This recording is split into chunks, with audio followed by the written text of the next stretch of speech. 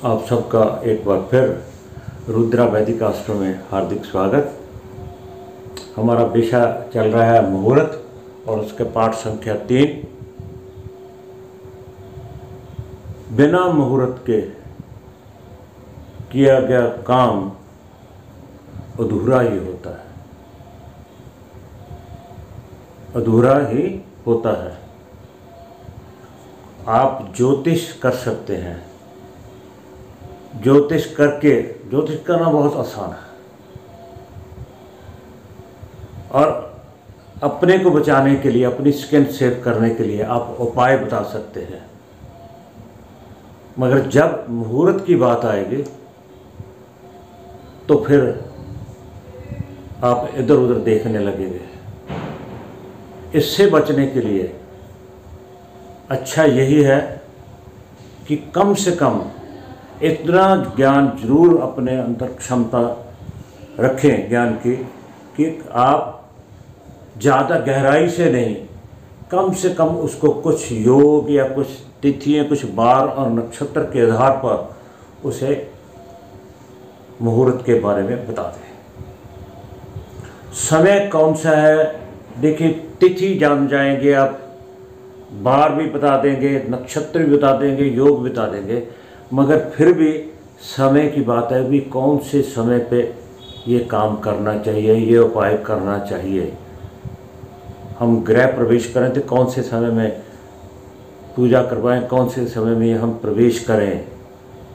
हमने गाड़ी लेनी है, हमने कोई भी नेक कार्य करना है, ज़मीन खरीदनी है, लेंटर डालना है, शादी करनी है, कुछ भी अच्छा कार्य करना है, फिर बात समय की आ जाएगी। उस समय के लिए भी बिना कैलकुलेशन के आपको बताया जाएगा, बिना पंचांग के। कम से कम, हाँ, क्योंकि मुहूर्त का विषय, कैलकुलेशन का विषय साधारण बात नहीं है, तो आप पे कम से कम इतना ज्ञान तो होना चाहिए कि आप किसी को अच्छी राह पर ले जा सकें। पिछले पाठ में हमने पहले तिथियों के देवताओं की बात की और पिछले बार में शुभ अशुभ तिथियों के बारे में जाना। आज जानेंगे तिथियां कितने प्रकार की होती हैं और कौन सी तिथियों में कौन से कार्य करने चाहिए, अच्छा रहता है। तो सबसे पहले हमें ये पता होना चाहिए कि तिथियों के 5 प्रकार हैं। 5 प्रकार की तिथियां होती हैं। कौन कौन सी? नंदा, भद्रा, जया, रिक्ता और पूर्णा।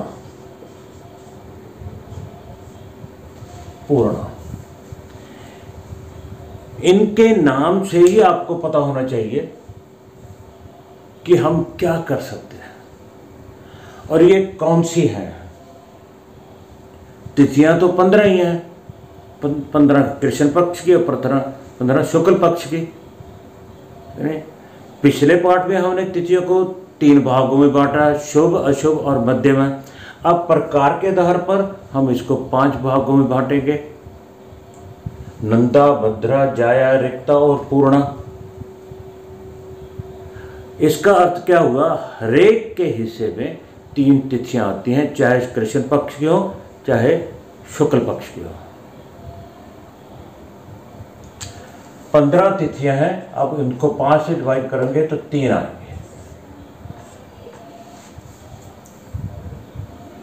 तो इसको साधारण तरीके से हम कैसे जान सकते हैं? पहली, जिसे प्रतिपदा बोलते हैं, एकम नंदा, दूसरी भद्रा, तीसरी जाया, चौथी रिक्ता, 5वीं पूर्णा।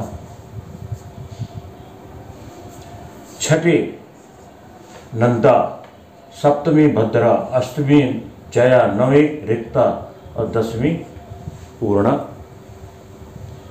एकादशी नंदा, द्वादशी भद्रा, त्रयोदशी जया, 14 रिक्ता और 15वीं, जिसे क्या कहते हैं? अमावस और पूर्णिमा। पूर्णिमा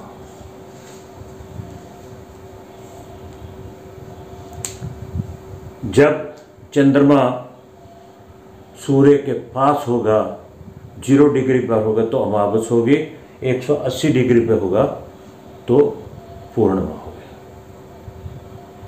उसके आसपास 60 अंश आगे 60 अंश पीछे सूर्य के ये अशुभ तिथियां हैं। शुक्ल पक्ष में पहली 5 अशुभ और कृष्ण पक्ष की अंतिम 5 अशुभ एकादशी से। ये सब हमने पिछले पाठ में जाना है। बहुत ही आसान है। एकम एकम के साथ 5 षष्ठी, 5 एकादशी, ऐसे दूज दूज में 5, सप्तमी सप्तमी में 5, द्वादशी, तीज तीज में 5, अष्टमी अष्टमी में 5, त्रयोदशी, चौथ चौथ में 5, नवी नवी में बाद 14, ऐसे ही पंचमी पंचमी में 5, दसवीं और दसवीं में बाद अमावस या पूर्णिमा। आपको कम से कम ये याद होनी चाहिए। अगर आपको ये क्रम याद है, नंदा भद्रा जया रिक्ता और पूर्णिमा, इनके नाम से ही आप जान सकते हैं कि इनमें हमें कौन कौन से कार्य करने चाहिए। तो पहला जो है नंदा, नंदा में आनंद, सांसारिक सुख भोग, जीवन में खुशहाली, वो कार्य जिससे करने से आपके जीवन में खुशी प्राप्त हो, वो नंदा तिथियों में कर लेने चाहिए। परंतु कुछ लोग ऐसे हैं जिनको बुरे कार्य करने में आनंद आता है, वो नंदा तिथि में नहीं करने चाहिए।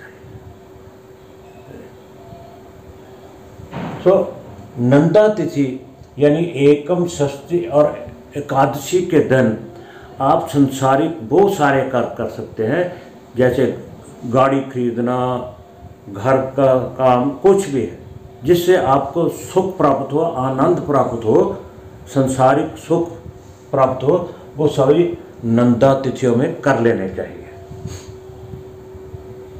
भद्रा, भद्र महापुरुष योग किससे बनता है? बुद्ध से, भद्र। और बुद्धि, उसमें किसका प्रयोग होता है? बुद्धि का।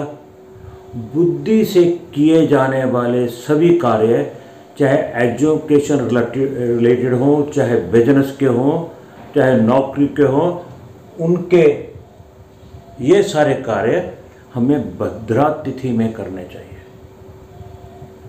किसी को मुहूर्त देने से पहले आपको ये कंसेप्ट क्लियर होना चाहिए भी कोई जातक है हमसे कैसे कार्य के लिए मुहूर्त चाहता है, वो किस तिथि के से रिलेटेड है।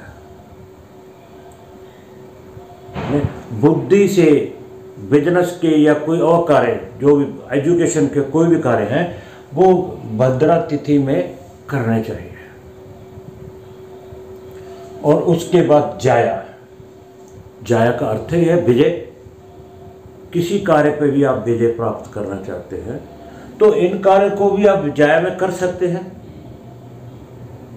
कर सकते हैं, क्योंकि आप उस पे ऊपर विजय पर अपने शत्रु पे, कोर्ट कचहरी के, देखिए ना, कई कार्य ऐसे जिसको डिले किया जा सकता है, मगर कई कार्य ऐसे जिसको डिले नहीं कर सकते। कोई आपका दुश्मन है, आपको रोजमर्रा तंग करता है, तो आप 3 महीने थोड़ा इंतजार करेंगे, मुहूर्त आपको 2, 2.5, 3 महीने का मिल रहा है, तो आप जाया तिथियों में और किसी योग के साथ दिन बार और नक्षत्र देखकर उसके दे सकते हैं। और टाइम क्या है वो उसकी भी बात की जाएगी भी आप कब फाइल लगाओ, कोर्ट में किस दिन जाओ, कब जाओ। तो ऐसे कार्य जो जिस पर आप विजय प्राप्त करना चाहते हैं, तो आपको जाया तिथि, तीज, अष्टमी और त्रयोदशी उसमें करने चाहिए। और उसके बाद आता है रिक्ता। शुभ कार्यों के लिए अच्छा नहीं ये तिथियाँ, चौथ, नवीं और 14, 4, 9, 14 नहीं करने चाहिए ये कार्य। परंतु जो लोग बुरे कार्य करते हैं,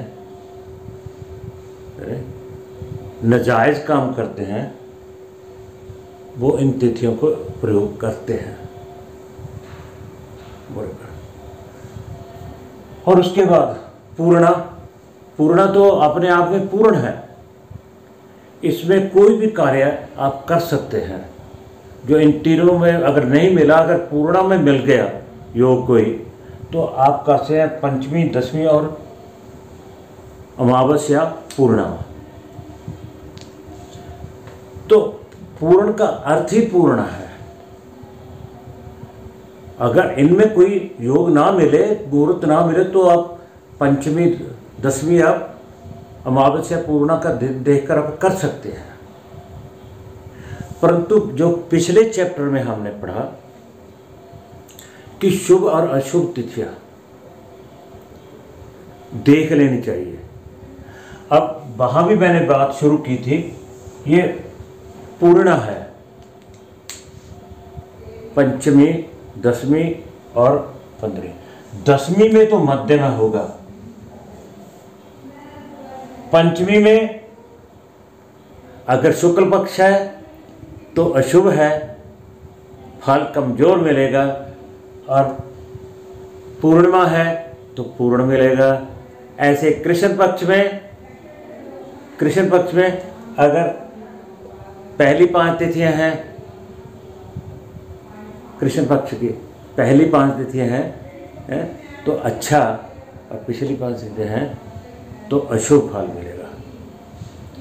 तो अगर आपको योग में बार और कर्म, नक्षत्र वगैरह इन तिथियों के साथ मिलते हैं, अगर पूर्णिमा में आ गई तो अच्छा, अगर अमावस्या आ गई तो कमजोर फल मिलेगा। तिथि तो पूर्ण ही है, तिथि तो पूर्ण ही है। तो इस बात का, क्योंकि चंद्रमा वहां पे कमजोर है, कृष्ण पक्ष की अमावस को 0 पे होगा, दसवीं को मध्य में होगा और पंचमी को अच्छा होगा। तो इन बातों का भी हमें ध्यान देना होगा। चंद्रमा को हम देखेंगे भी वो सूर्य से कितनी दूर है। मैंने पहले ही बताया, सूर्य से 12 अंश गत करता है तो एक तिथि हो जाती है, अगली तिथि में प्रवेश कर जाता है। सूर्य से जब पहले 60 अंश करने के बाद, जाने के बाद, गत करने के बाद, फिर वो मध्यमा में आ जाता है, शुक्ल पक्ष में। क्योंकि शुक्ल पक्ष शुरू हुआ एकम, दूज, तीज, चौथा, पंचमी क्रॉस करते करते उसे वो 60 डिग्री क्रॉस कर जाता है। तो उस समय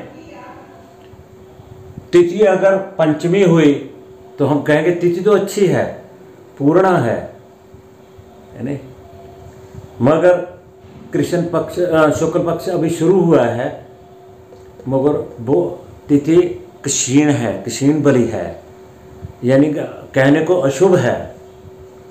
बेशक शुभ है मगर वो इतनी पावरफुल नहीं है। अगर दसवीं आ गई तो उससे मध्यम बली हो गया, और पूर्णिमा आ गई यानी 81, 82, 83 और 14 और पूर्णिमा तक ये पूर्ण बली होती है। इन बातों का भी ध्यान, अगर नंदा है, ऐसे ही नंदा में भी देख लीजिए, जाया में भी देख, भद्रा में भी देख लीजिए, वो तिथियां कौन सी हैं, पहली 5 हैं, मध्यम 5 हैं कि अंतिम 5 हैं, कृष्ण पक्ष की हैं या कि शुक्ल पक्ष की हैं, ये हमें समझ आनी चाहिए। अब आगे के पाठ में हम देंगे भी इनके साथ, बार तो हमारे साथ ही है, रविवार, सोमवार, मंगलवार, बुधवार, शुक्रवार, बृहस्पति, शुक्र और शनिवार। इन तिथियों के साथ कौन सा बार मिल जाए तो कौन सा योग बन जाता है, उनकी बात करेंगे। और उसके बाद फिर नक्षत्र भी साथ आ जाए तो क्या होगा, और वो कौन से योग हैं जिनके साथ, जिन तिथियों के साथ बार या नक्षत्र ये हों तो बिल्कुल नहीं करना चाहिए। यानी कि अशुभ योग यानी दग्ध योग, वो कौन से योग हैं, इन सभी बातों का धीरे धीरे हम आगे बढ़ते जाएंगे। कृपया पाठ को क्रम से पढ़ें। अगर मेरा चैनल अभी सब्सक्राइब नहीं किया है, आप पहली बार आए तो कृपया सब्सक्राइब जरूर कीजिएगा और अपने संगी साथी जो मित्र हैं उनको भी करवाइएगा, ताकि कम से कम उनको इतनी नॉलेज है। जो मेरे मित्र जो ज्योतिषाचार्य सिर्फ कर्मकांड का काम करते हैं, उनके लिए भी प्लीज़ आप पूर्ण कैलकुलेशन में ना जाए तो कम से कम योग, नक्षत्र, ये ऐसा कुछ देखकर भी आप समय दे सकते हैं। समय की भी बात होगी, कौन से समय पे कौन सा काम करना चाहिए। इस पाठ में इतना ही। आप सबका बहुत बहुत धन्यवाद।